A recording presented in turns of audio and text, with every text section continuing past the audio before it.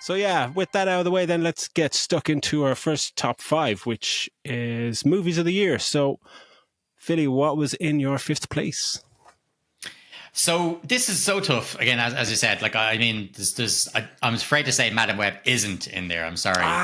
Fuck. But like cutting honorable stuff mention, like honorable mention. Well, yeah, honorable mention. Yeah, like cutting stuff like I cut out stuff like Longlegs, Civil War, Deadpool and Wolverine didn't make my top 5. Wild Robot as well. You know, because I tried to concentrate on the fact that I said pick your favorite. So I wanted to pick ones that I got the most enjoyment out of. And or effectively the most. And so so my 5th one, which might surprise you how low down the list is Dune 2. Dune Part 2. Yeah. It's all the way down the 5th. Because I loved it. It's absolutely awesome. I guess again I just went kind of with my gut and wrote it because I was chopping and changing. I was like, any one of those that I'd left out could have made it into the top 5 as well. But yeah, Dune 2, man, incredible. Once again, I'm blown away by the costumes, by the scale, by the feel of it. Performances were outstanding. It just left me wanting more. Like at the end of it, when there was talk of, we might not even do, Messiah or whatever the next part of it is, you might not even do that. It's like, hang on a fucking second. You cannot leave me there. You can't leave me hanging just there. Like that is not an option. But it's amazing. And it's the standard of special effects in it is outstanding. Yeah, it's just masterclass stuff again from a director who's just the height of his powers. Height of his powers is right. Yeah, it's on my list. It's a little bit higher, but like Denis Villeneuve doesn't know how to make a bad movie. He's kind of, along with Christopher Nolan, people's views on Tenet aside, again, just knows knows the formula how to make, at the very least, a very good movie. Yeah, and more often than not, it's a stellar stuff. I thought, June, when it came out of that movie, I was like, nothing is going to beat that. And movies did beat it for top 5 for me. But yeah, it was just, I always found it was one for the cinema. I've talked to people who've watched it, sitting at home, and a lot of the reaction is, it just kind of lost me a bit because it's not a movie. People always say there are certain movies that, a good movie should be able to watch it on your phone or on a plane or whatever. And I think that's bullshit. Some movies are just cinematic movies that you have to watch in the cinema. They demand your attention. If you go for a cup of tea and don't pause it, go for a piss and don't pause it, don't think you're going to miss something, and you miss something, and suddenly you just become untethered from the movie because it's like Killers of the Flower Moon or something like that. You can't watch, really. I don't think you can watch that at home. Well, no. Well, it's like someone saying, if you listen to fucking Eric Clapton's live album, MTV Unplugged, it's just the same as being there in the room when it happens. Like, no, it's not really. It's not when you're there in the setting, like of the cinema, experiencing it on that gigantic screen with that sound and stuff, and the cinematic experience. That's where these huge movies should really be seen. Absolutely. But and the score, like the score alone, when I was thinking of that, somebody watching it at home on your TV, and depending on your sound system, the score, especially in IMAX, like we always say, like IMAX, the screen is brilliant and the visual quality is amazing on IMAX, but it's the sound in IMAX that's the game changer. It's the rumbling of the seats. It's watching Interstellar or something like that, where just your seat starts rumbling, and it's very like, holy fuck, what is this a spiritual experience? And with Dune, I mean, Hans Zimmer's, what's the name of the score? Like a time of quiet between the storms, or between a storm or something like that. It's this theme that plays towards the end when there's that final kind of battle cliffhanger. But that is on my Spotify playlist, and it's played daily in the car. It's just you drive more epic when you listen to it. But that kind of stuff will be lost if you don't see it in the cinema. It's an astonishing movie. Yeah. What about your number 5, Des? For me, 5 was Transformers 1, which went out of the top 5 and back in, out and that's like the jumbling around of movies was incredible for the list, but it made me smile throughout, and I've watched it since in 4K on TV, and I can't wait to show it to my daughter when she's a little bit older, when she kind of gets it. It just made me smile. It's just absolute visual treat. And just that story of the best friends becoming enemies on the second viewing just hits even harder, even though you know the lore and you know these characters for the last 30, 40 years. watching it again in this kind of guise was just so much more rewarding. And those moments, the character moments between them, the visual spectacle moments are fantastic and deserve to be lauded. But yeah, it's got a nice balance of humor and crazy visuals, and that turn of Megatron is just so believable, and so he's not just evil. It's just like you're evil because you believed in something that you were fucked over. So fuck them, you know. And it's just like, oh man, it's dark and funny. It just ticked every fucking box for me. And it's just, you know, we'll touch on our top disappointments of the year, and you know, this would be one of them later on. It's like, it's the fact that it hasn't made anywhere near as much money as it should have. It's just down to a poor first trailer, and people, you know, talking about trailers are just trailers. But no, you can fuck up if you make a bad first trailer that you just don't recover from. And yeah, a lot of people went out and saw far shittier movies the weekend this came out, which is a travesty. Like, yeah, this should be, you know, reigniting the whole Star Wars, the whole Transformers thing. Not that it ever went away, obviously, for everybody, but bringing it right back into, because people, I mean, you get burnout from those fucking Michael Bay movies. You know, they're just the fucking CG fest of nonsense. Like, but this was excellent. This is actually my number 4. It edged. Yeah, so I had originally said, no, you know what, it's going to be the Wild Robot because of the best animated feature I've seen this year. But I found that I've actually watched Transformers once since it got to streaming. I've watched it twice. So it's like, now that's what's drawn me. It still draws me in. It's still something. As much as I love the Wild Robot, it's just a wonderful experience. It's you know, it's good, but I've got that awesome nostalgia obviously as well, but it's gorgeous to look at. And I just think that the feat of getting this and animating these robots with the kind of backgrounds that they have to be animated against, and still having such emotion stuff in it, is just, it's so well done. It's funny as fuck. Keegan-Michael Kay is hilarious. It's just, it's top notch. I really recommend anybody who hasn't seen it to watch it as fast as you can. It's awesome. Yeah. Absolutely. Yeah, that's my number 4. So we can go straight on to your number 4 then, I suppose. Cool. Yeah, my number 4 is Late Night with the Devil. This movie blew me away when I watched it. Because when we were reviewing it, I don't think it was something I probably would have seen based on the trailer, because the trailer made it seem like much more of a horror film. And I would just bounce off that completely because horror is so much, it's so much more successful at the box office. A lot of the marketing for anything that may be a psychological thriller or you know a dark fantasy drama or something like that is marketed as a horror because that's going to make the money, and rightly so. But that always throws me off. And I was just so delighted that it was more the experience of watching this. It was like the smallest cinema I've ever watched a movie in my life.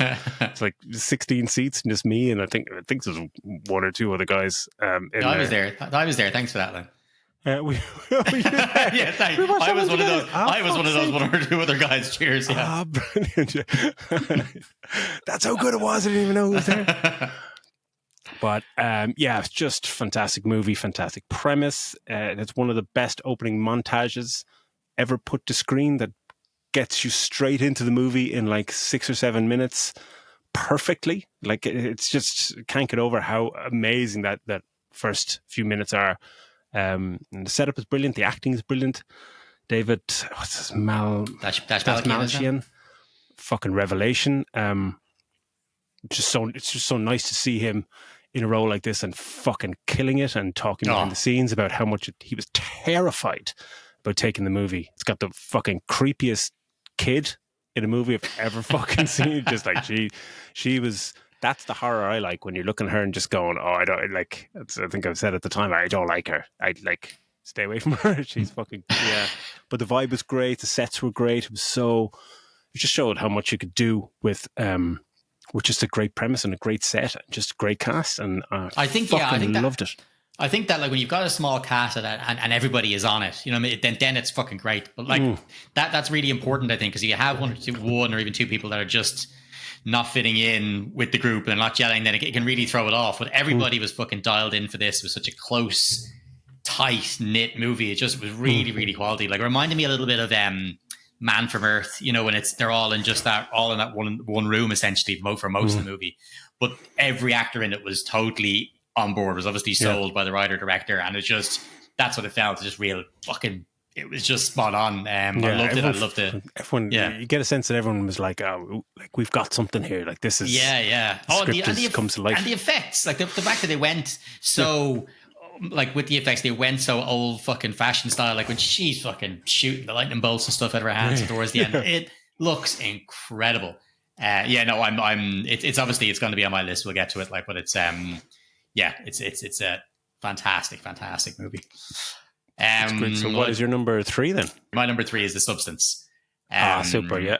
Yeah, I absolutely loved this movie. Like, it's Demi Moore. Fucking hell! Like, talk about outstanding performance. She was funny. She was that scene of her with the in the bathroom and stuff when she's about to go on the date and she starts wiping her makeup off, all that kind of stuff, and it's just she's just fantastic and ballsy to be getting in the buff at that age, and even just making a movie about being that aging person, and stuff so there's not really Hollywood in that movie.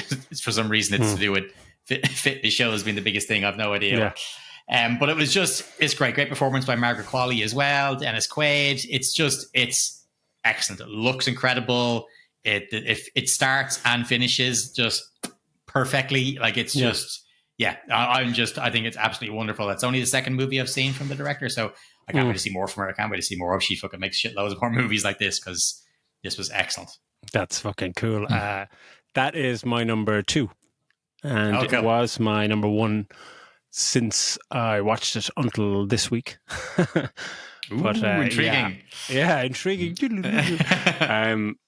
But echo everything you're saying. That, like, again, this is one of those movies that I'm so thankful that you suggested it, because I think you'd watch the trailer in one of the shows, just like, oh, watch the trailer and this looks good. And I kind of, I was editing that week and it's just like, okay, I checked it out and like, it kind of looks, but I'm never going to watch that. And again, it's again billed as a horror movie, and it's not a horror. There's some body horror stuff in it, and the last act is wild and remarkably wild. But everything coming up to that is everything about the movie. It's the tone, it's how it's shot, it's just the duality of the characters and how they're interacting with each other and trying to share the same life, and just everything about it. But performance-wise, Demi Moore, you just forget how incredible she can be. The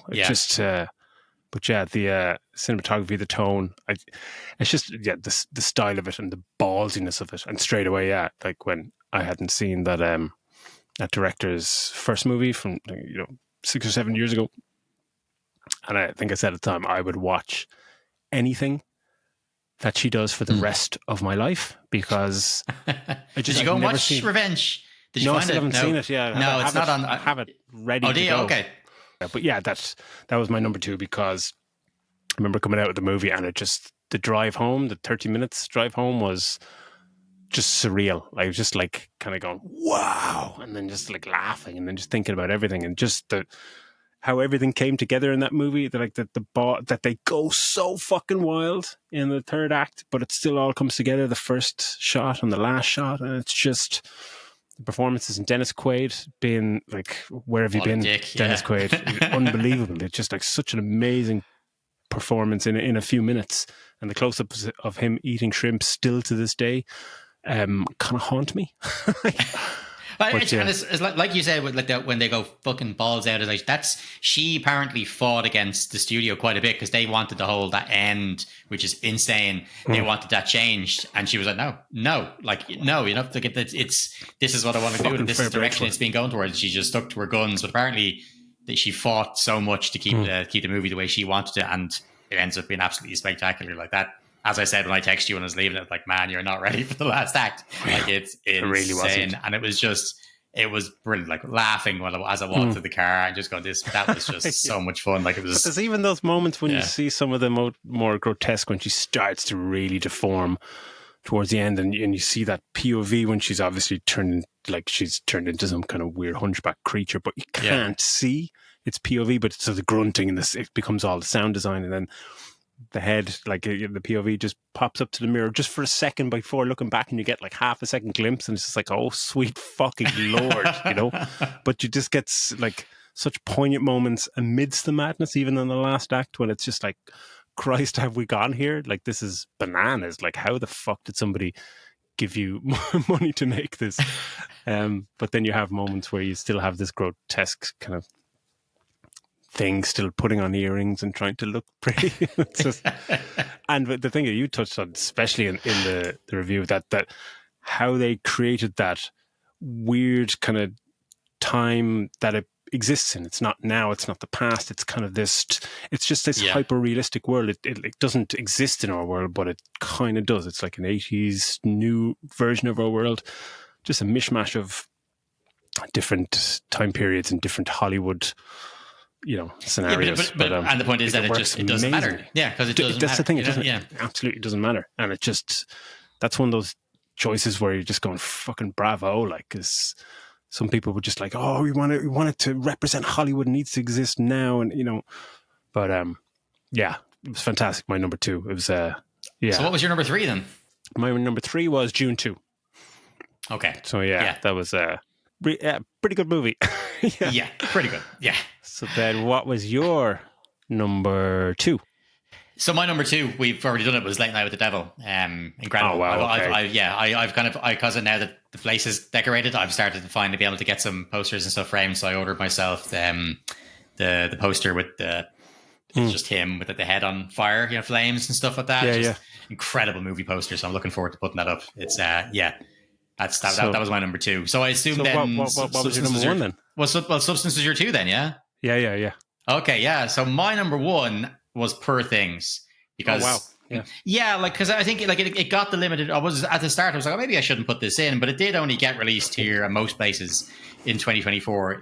The only reason that it got limited release, was this usual bollocks just to get it in time for the Oscars, because otherwise, you know, because otherwise they do it, like if they released it in January, like, which it did really release in January, by the time it gets around to next year's Oscars, it's lost. Yeah, it's lost. So they're just like, no. So that's what they do it. But this for me, I said at the time, I wasn't sure if anything was going to beat that for the year, and this was like one of the first movies we reviewed this year, maybe even the first.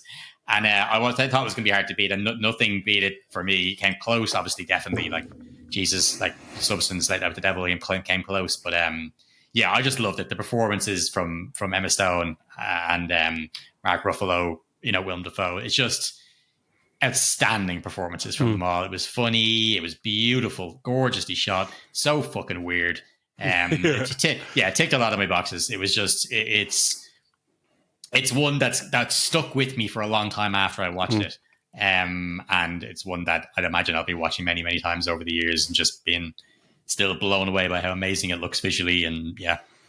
And her performance, Emma Stone, I love when you see, and we talked about Demi Moore, and a lot of times when you just see a performance that just goes above and beyond, like when you see something that you know at the time is, and they say the thing, oh, it's Oscar worthy, and that just happens to be the way that you kind of categorize it, like these stellar performances. Like, because if you run out of superlatives, you have to go into like, that's Oscar caliber, and that's what we were watching when you were watching her. You're just going, like, this is something different. This must be like people watching Marlon Brando back in the day or something, just kind of going, what the holy shit? Like, it's just complete. You can imagine like the amount of cast and people that like have been on these sets, and you see, it's like, it's a very nervy and weird place on a movie set when you're trying to do even the most sincere of just, you know, people talking in a coffee shop. But where she goes in it is just, it's mind-boggling. She blew me away in that movie. That how bananas the movie is, and how grounding she is to the movie. She's so believable as this crazy fucking character. Like, so what about you then? If so what pushed it off? What jumped in there and pushed it off? I'm dying to know. Fucking crazy. Like, my wife had been trying to get me to watch this movie for quite some time, but I was just like, I was just doing other things, and I'd seen her watch it and cry watching it, and I was just like, you gotta find a time to watch that. And it is a movie actually that came out around the same time, back in January, qualified for the Oscars in America, but came out here in end of January. and it's All of Us Strangers. I don't know. Oh yeah. I know of it. Yeah, I haven't seen it. Yeah, it came out very quickly on streaming here as well on like Disney or whatever it is. Yeah, and obviously got a lot of fanfare because Andrew Scott and Paul Mescal, and I was only just last week just going through stuff, and Paul Mescal was coming up because I've been searching Gladiator stuff recently, and this just came up, and I went, oh fucking, let me just check that out. And I was actually I was trying to watch The Wild Robot because you had said it was top 5 caliber. Like a few weeks ago when you had watched it, I said, I should give that a go because it's the kind of movie that I would gravitate towards. And if it's that good and it's supposed to be brilliant, I should watch it. But then this came up and I went, oh, actually, you know what? I'll fucking watch this because maybe I'll sleep easier because it was like about 12:30 at night. I said, I watched The Wild Robot and it's good.